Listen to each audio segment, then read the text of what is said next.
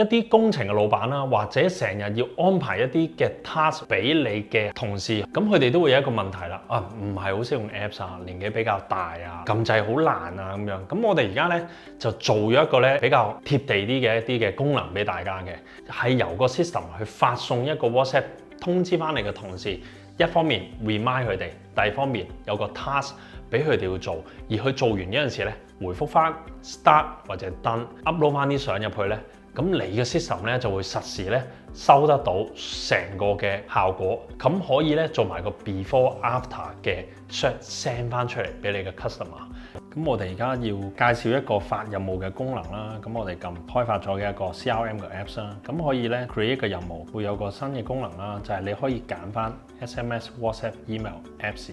咁甚至咧下面咧可以撳發多人，一次個同時 send 俾幾個人都可以嘅。咁而家咧，你可以咧直接咧就揀翻啦啲咩 project 係 for 翻呢一樣嘢嘅。舉個例子嚇，有個設計嘅 create 有個任務啦，咁可能就話安裝2個水喉並清拆這個頁面，咁之後咧就可以打埋你個客人嘅電話 number 啦，咁你可以擺埋啲相落去嘅。咁你可以針對翻咧呢一個 project，俾翻邊個同事咧寫翻原來要3個鐘頭做，結束時間可能係27號咁就完成啦。咁當你咁確認嘅時候啦，咁我哋先睇一個效果啦，咁就會收到一個新嘅信息啦。咁你可以撳入去啦，就睇翻個詳情。呢個 Apps 嘅版本啦，就會睇到原來要做啲咩。咁如果收到呢樣嘢咧，佢可以撳開始 start 咗個 project，甚至可以回覆寫翻進行中 upload 翻一啲嘅相啊等等嘅嘢。咁如果喺現場嘅話咧，佢可以即刻咧就影埋啦。咁我先提交咗啦，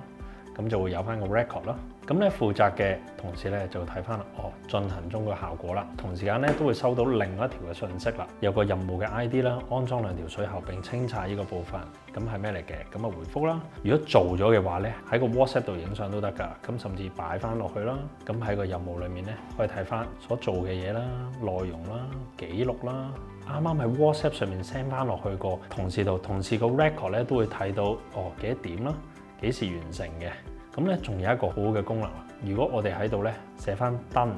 咁咧個任務咧就會變咗完成嘅狀態，唔需要用 Apps 嘅同事咧都可以用呢個方法解決晒你日常裝修啊，或者工程上啊，或者一啲唔同成日要通知一啲外判嘅唔係自己公司嘅主流嘅員工咧，咁呢個方法咧係好適合嘅。咁 OK 啦，如果甚至你都驗收成功咧，你可以就咁撳確認完成。咁下邊仲有一個功能未介紹嘅就係有個 project 嘅部分。如果個 project 我可以揀翻依個一個 project 睇翻有啲咩任務未做 complete 嘅嘢都可以睇到。例如可能其他任務咧有幾多完成啊，都可以擺 project 嘅層面去睇翻晒所有 record 嘅。咁呢度咧我哋有另外一個功能叫 reminder 嘅功能。咁呢個加號，咁咧上面有個標題咧，你打翻啦 remind 自己做啲咩啦。提醒我出張報價單俾陳生 ，OK， 咁你錄咗音啦，咁之後咧就寫翻啦，揀翻今日，咁佢可以寫翻啦，通知我3次，每隔1日咧就通知，咁甚至你可以提醒到佢分鐘、小時都 OK 嘅，咁可以揀翻啦 SMS、WhatsApp、Apps 啦、Email 都 OK 啦，揀翻你想通知嘅同事，咁可以一次過揀幾個都可以嘅，咁我揀咗之後會出現咗喺度啦，咁當我撳 Save 嗰下咧，就會出咗一條嘅 Reminder 啦。就喺上面就駁咗你 Apple 嗰個 reminder， 即刻就會通知咗你嘅同事咧，就關於呢樣嘢啦。咁你可以撳詳情啦，或者取消或者完成嘅。咁你可以撳翻詳情啦。如果負責嘅同事入去睇翻個相關資料，咁你可以甚至喺度咧手畫翻落去啦，撳完成。咁呢個嘅 reminder 咧就唔會再通知你㗎啦。